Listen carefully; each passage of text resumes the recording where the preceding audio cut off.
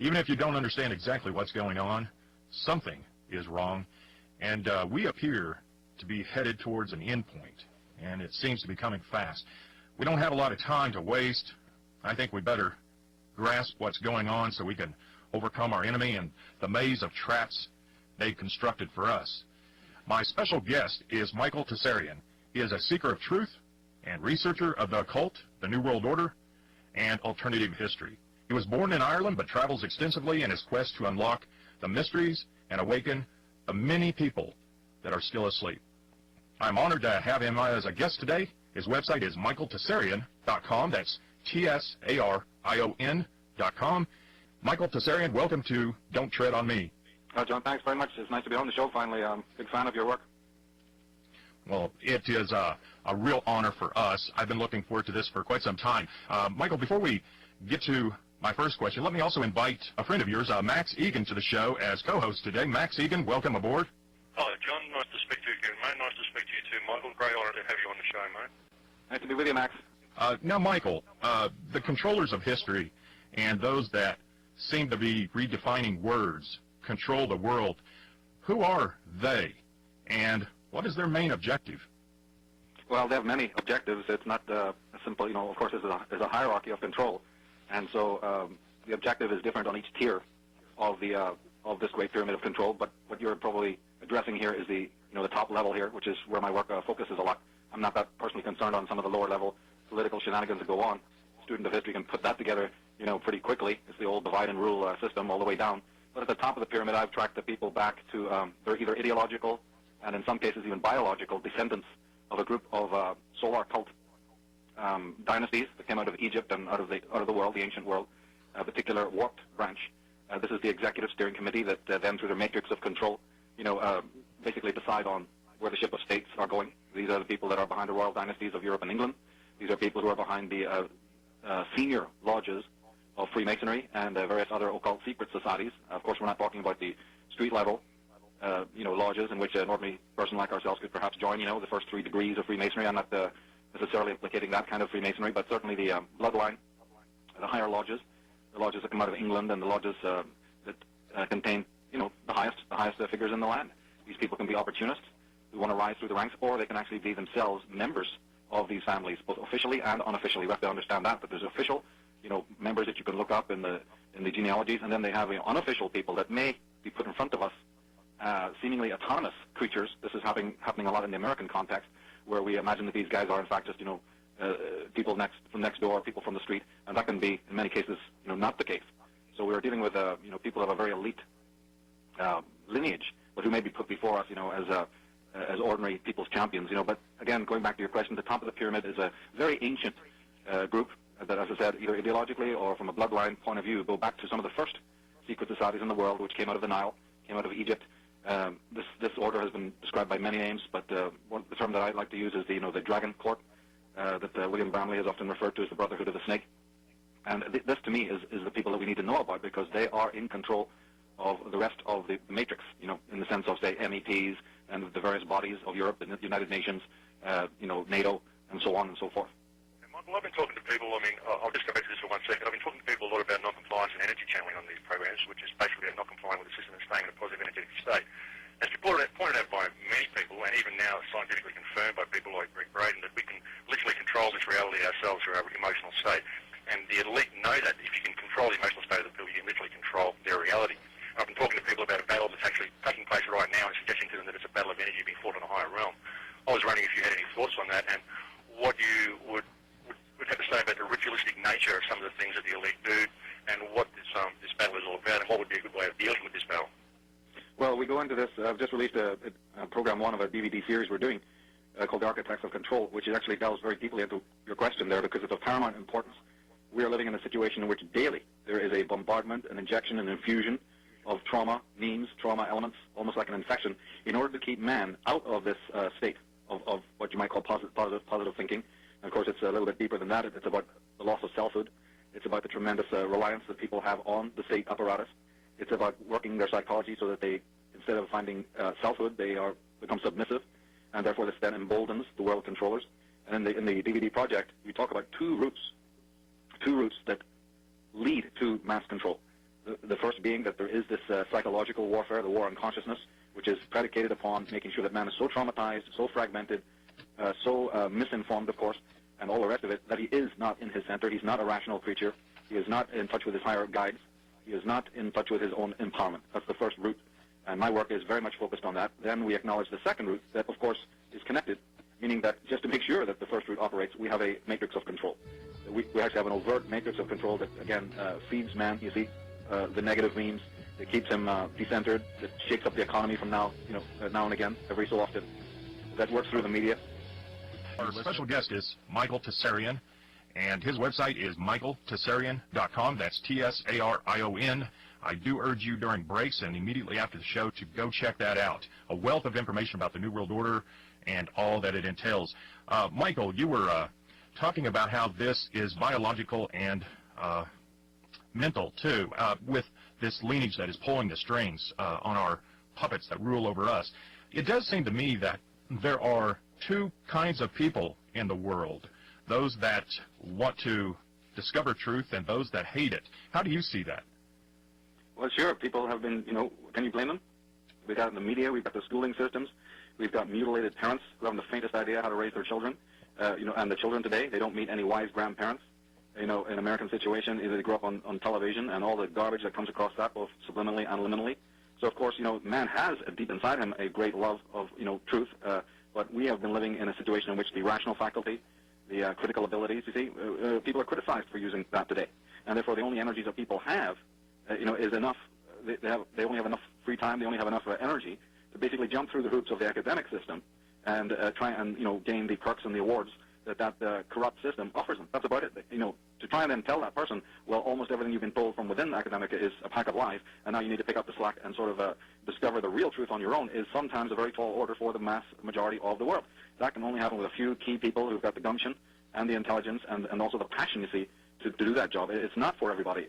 A lot of people are going to react in fear to that. They don't want to be told that they're wrong, and they don't want to have it said that their trust in the world system, you see, is basically a waste of time. That's just not what people want to hear, even though it's the truth. I'm noticing that with a lot of people, it's very, very hard to convince them of what's going on. I actually believe that a lot of people are waking up, and that the New World Order is pretty well running scheme, which is why they are setting up this control grid and using things like television and fluoride, everything they can to keep the consciousness in a low energetic state. I really think they are getting scared. That's why they're escalating their problems. A lot of people have been also, Michael, talking about the Mayan date of December 21st, 2012. And that's one of John's favourite topics. He's very interested in the Mayan calendar and what's going on there. Many see it as a time of great change. And it's even become known in many scientific circles that the Earth's magnetic field is in fact breaking down. We're heading for a magnetic reversal of poles. And a lot of people think that this might even be happening in 2012 as well. I mean, there's all sorts of speculation about what's going on in 2012. From your own research, what do you see happening in 2012? How do you think it relates to the Earth on a physical level and to human beings both on a physical and a consciousness level? Well, my work focuses most on the consciousness level and the war on consciousness. It's not something that's going to happen, per se, in 2012. It's already been going on. What is happening there is we'll be passing a point of no return. Specifically, that is the countdown of the fifth age, as the Maya talk about it. But I also read it from other traditions and other cultures who've also been speaking about the same thing. In fact, one might argue that even the Bible's book of Revelation talks about it. Ultimately, from an astrological point of view, given the fact that we're in the last degrees of the sign of Pisces, and what the zodiac really represents on a psychological level, is this whole thing that I discuss in my work about the death of the ego, and the fact that even ego consciousness has a particular finite cycle. This is brought out in the Vedas, for instance, when they talk about the life and death of Brahma, and the various cycles of opening and closing, and the four great ages and so on. So there's tremendous subject there about the fact that even the ego of man, his waking consciousness, has a life cycle. So not just that the biology of man has a life cycle, but that perhaps even consciousness has a life cycle. This is what my work focuses in on. But again, more specifically though, what we're seeing is, to me, when you take it from the conspiratorial aspect, which is of course very controversial, my worry is that 2012, you see, signals the end of what it means to be truly human, in the sense that all the things, and all of us might have a different idea of what it even means to be human. But let's just say that from a point of view of all the idioms and traditions that we've known in the past, and certainly that includes the way people think today, and just the way that they're connected to their ancestral past, or to their traditions, or to their particular tribal and racial traditions, all of these things are ending. And the danger is that the technomancers, the technological elite, who are now spending billions of dollars on the Genome Project, and these are people who fundamentally think that, and always have thought, all the way back through Francis Bacon and before, these are the people who are very much, their work is at the center of the Darwinian idea, and also at the Royal Academies and Royal Societies. Basically, our world, the elites of science, for the most part, believe man is something imperfect. He's broken. And their motive has always been to sort of fix what is broken or to mend what is broken. They have no concept of what the Hermetic tradition talks about as Adam Kadmon, man as a sort of a representation of God on earth. They don't see that as this at all. They're thinking of the God that will be. They're thinking of the God that might come into being once, for instance, silicon and carbon are united. They have an occult agenda of their own. And behind the veil of science, behind these MITs and SRIs, and behind the whole genetic, genome project groups, it's not just there for the reasons that they're saying. I mean, a study of the symbolism that these companies use is enough to convince anybody of that. But the fact is that they are looking to create some sort of a cyber being in which, man's consciousness, which they also don't believe is truly organic. What happens if they're moving towards that? What happens if they're moving towards the organic computer? What happens if they're working towards the virtual reality? There's certainly, from the time of Aldous Huxley and from the time of so many others who predicted this, that we're heading to the time of implants, brain implants. And through the media, they're softening us up for this. They're always trying to talk about the positives of this, you see? So it's all those incremental stages towards where the humanity of man disappears, and this sort of a robotic cyber creature takes over. Now, why would that happen? It's not just an us and them situation. My reading of it is that this is not something that's just imposed from above. It's that the man who is out of touch with his own emotions, you were addressing this before the break, the man who is been alienated from his own self, the man who is a stranger to himself, how can that man inherit a positive utopia? How can mutilated parents who can't even raise their own children, right? How can a drug-infested, medicated, remotely controlled individual ever hope in their wildest dreams to inherit some utopia in the future? It's not possible. Absolutely. I've always picked up on the fact that these people, these elite that are ruling the world are actually working their way backwards in the Bible. They seem to want to return to the Garden of Eden and eat of the second tree, the tree of life, eternal life, become gods themselves. We've got a different agenda, I believe. But at 2012, there's becoming a change. That's not the climax, though, is it? Is it the beginning for us to create our own reality, either individually or collectively? Well, I don't know. It depends. Every point in time is really part of a sequence and a cycle. Where we're at right now, man has choice. I don't know about after 2012 whether he'll have choice. What I do is I try to diagnose man as he is, as he has been. And I don't see a lot of, good things. I see that man has been running away. And as I said, don't forget it's partly his own desires, but it is also exacerbated by the school system and the control matrix that exists. So it's man is not entirely, guilty, but he certainly is responsible. And therefore he needs to, not run away from his emotions. But the man right now, as I said before the break, he may inherit this cyber utopia. You see, this is the danger, because there are, in fact, metaphysical connections between the silicon and the carbon, between the technological and, the organic. And it's not that I'm even against technology. I'm not a Luddite, but the fact is I am against technology in the wrong hands, meaning the individuals that rule this world are psychopathic. What they do is psychopathic. They are people who have megalomania. They are pathological, you see. And so we have given the right rulership of the world to these state controllers. And therefore, these people are insane. These are unsane, toxic individuals who haven't dealt with their emotions. And so, of course, and it's out of that pathology that gives these people the idea that man himself is broken. As I said, they're not coming from a holistic tradition in which the opposite is true. They, from their own pathology, think of man as something broken, something to be controlled, something to be remotely controlled. And many of them do this with great glee. Others do it with some sort of sense of philanthropy and humanism. You see, there's many different degrees in all of this. There are some people who look at man as a person who needs to inhabit a future dark age for whatever reason. And there's many voices out there who believe that that's what we're heading to. We're heading to literally another dark age, the death of the middle class. And that's very true. And I study that and look into that. Then there's another group, I think, who says that no, man has already left the dark age. What he needs to do now is move towards some sort of glowing global village type situation, of more of a sort of an enlightened utopia. But they're still elites. But I believe they're split down the middle between people who believe that we should inherit another dark age that will keep people under control. We need more wars, you see, we need more pestilence to wipe out the human race and to keep them under control. And then we have this other sort of body of more of the sort of enlightening Fabian humanitarian schools, quote-unquote, that believe, man has been dumbed down, but given the right kind of training and the right kind of midwifery, and once he sees the light, so to speak, then he'll live in this brotherhood of man type situation. He'll come together. He'll be the perfectly secure inhabitant of a perfectly secure, society, sort of a big brother setup, and that's for man's good. And see, you got to see that through some of these globalist people's champions and through some of these globalist type orgs, they're very capable of putting out the propaganda that makes people, especially a traumatized population, buy into that no end, because you can only shake some people up enough. You can shake some nations and communities up enough with wars, with rumors of wars, with gangland activity, with fraud, you see, and with all the other, and even climate problems. You can create a barrage of so much trauma that, in fact, when the promise comes down from some of these suspicious types who work for these Fabian networks, you see, and they're promising all sorts of securities, and they're promising all sorts of global utopias, my thought is, you see, that, again, we'll want that. The man who is not in the center, who's not able to think rationally, who's who's confused by all of this disseminated information, and it's so sophisticated they put millions of dollars into it, you see, that creature may, in fact, give up his humanity. Well, we've sold everything else, haven't we, for what we've bought in the world today. And the last thing left is man's own humanity. This is what is truly evil about this coming age in which we go. Of course, as Max said, there could be a retaliation from that. Perhaps there is also something in the human psyche that says things have to get so bad, not just shaken up where we are right now, but really woken up to the fact that when the dark, when times at the darkest, hey, there could be some other kind of impulse from within us that then says no more. Professor Tolkien seemed to insist upon this. Other people like C.S. Lewis have also said that this is in man. He will not totally be in servitude. So yeah, we're coming to a point of critical mass, and I believe that 2012 is as good a time as any, given the kinds of alignments that are happening then. Just in the last month, for instance, the planet Pluto has entered into the sign of Capricorn, which I believe is a huge milestone in this. People have to really understand what that means and what the planet Pluto symbolizes, because it certainly symbolizes a lot of revelation, a lot of masks coming down, a lot of new discoveries about man, his origins, and his destiny. So yes, times are black ahead, but also we're now being given the tools to do something about it. Those tools were not really in our hands. They weren't in the public hands many decades ago. But now with the internet, with certain information that's being disseminated, and with future discoveries, this is why I urge people to check out your work, my work, all the websites that we've got, because we post those new discoveries, be they in archaeology, be they in psychology, be they in biology. People need to be up to speed on this, because yes, although times ahead can be gloomy, we're actually not being given some of the super weaponry ourselves that can help turn the light that these creatures of the Luciferians claim they love light, right? Well, now's the time to be turning the light back on them. This is a particular age where we're getting the opportunity to do that. Our forefathers did not have the power, the skill, or the ability to do that. We do.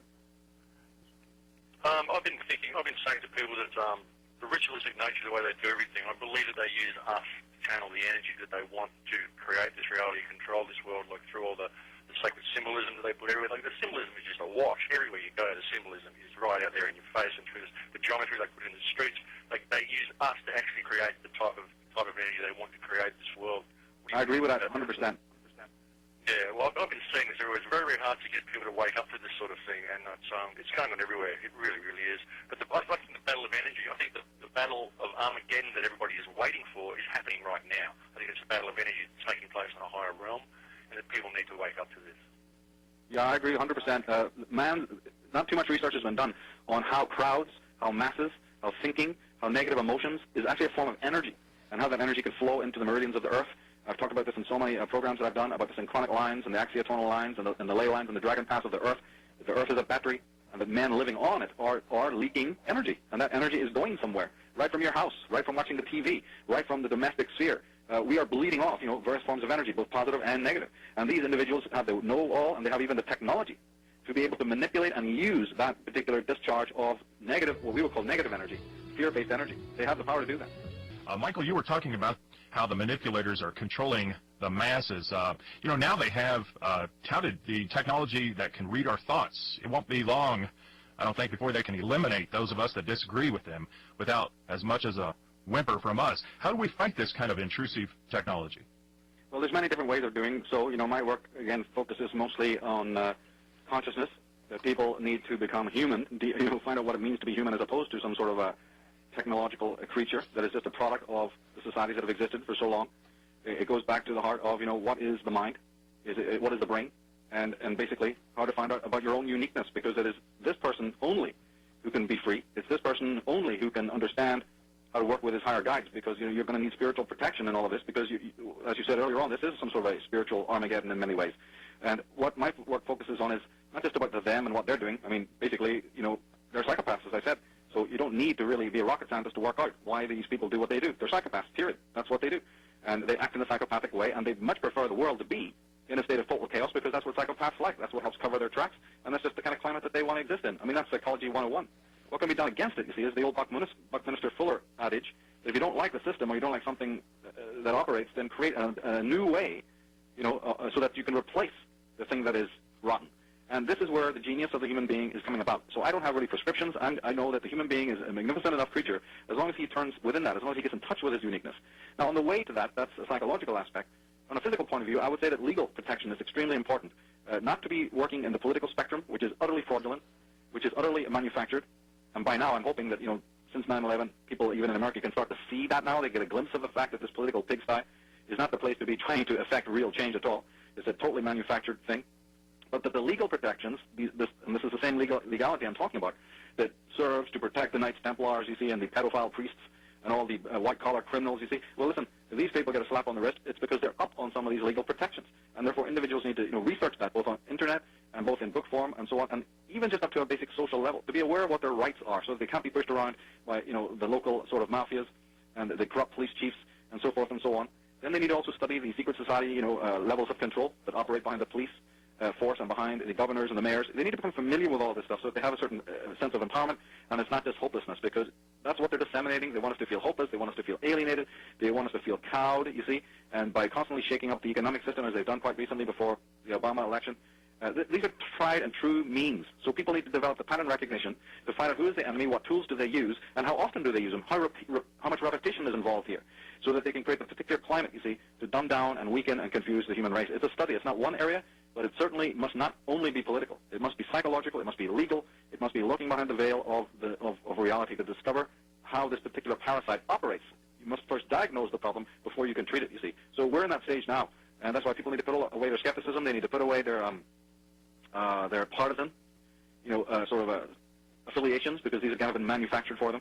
And they need to study this particular subject as anyone would in a college or university setting, with great objectivity, with great passion, so that the world that really is operating, not just a person's idea of reality, but the world as really is operating, starts to come into view. Yes, indeed. Max, do you want to follow that up in the last 5 minutes?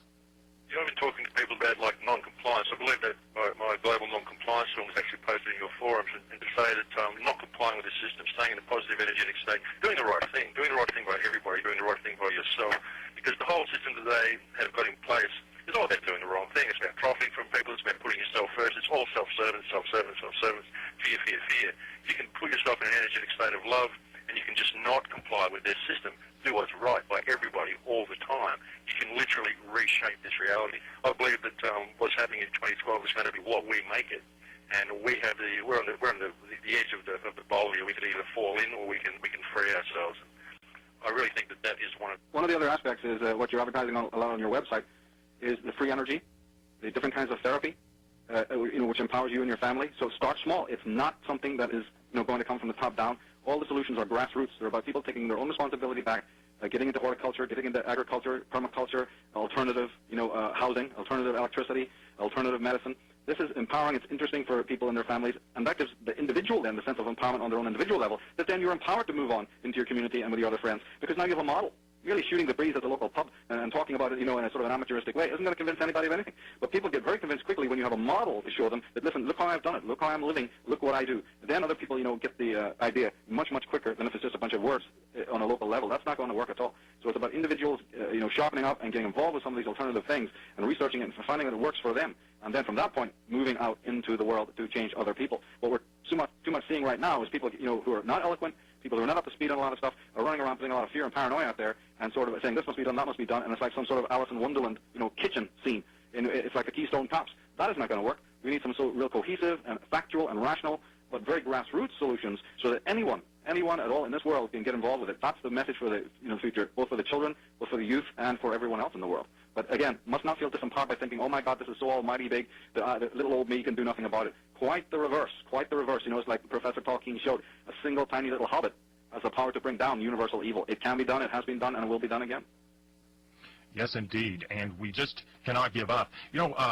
I'm a firm believer, Michael, in that we create our own reality, and I have experimented with that enough to know that there's a lot of legitimacy to that concept. Can we just join together and create another reality and step into that one and out of this one that we find ourselves currently in? Well, yes, you can, but you see, it's very important that we don't create another tyranny in the place of the old tyranny. If a person is not in touch with their emotions, if they're not coming from a sane place, then even we will create the very same thing we've already got. As I said, the world order, as we know it now, is the creation of psychopaths, self-serving, narcissistic, control-mad, regimented maniacs. When you look around at the rest of the world, I don't see much different. So it's not everyone is going to get this, because everyone is also not working with their emotions, and in many senses it's just as unsane as the people who happen to have government power. It's a spectrum. So in the past, in the ancient times, you see, none of this kind of psychopathy was ever able to get into a position of power, because you had the shamanic traditions and you had the druidic ways and you had the protections in place to make sure that anyone with a diseased mind and a diseased heart never made it to the place of any kind of power whatsoever. Today we're in the opposite position in which the filthiest and most degenerate people are in the positions of power. So it's all back to psychology again. The world is there to be inherited by those who are sane, moral, and virtuous, and it doesn't matter, that's the fundamental rule. The people who are not like that, be they ordinary people or be they governmental people, they're not going to inherit anything but total ruin and destruction. Absolutely. Thank you, Michael, for being on the show. It's gone so fast, but I've learned so much. You're welcome, John. Thanks a lot.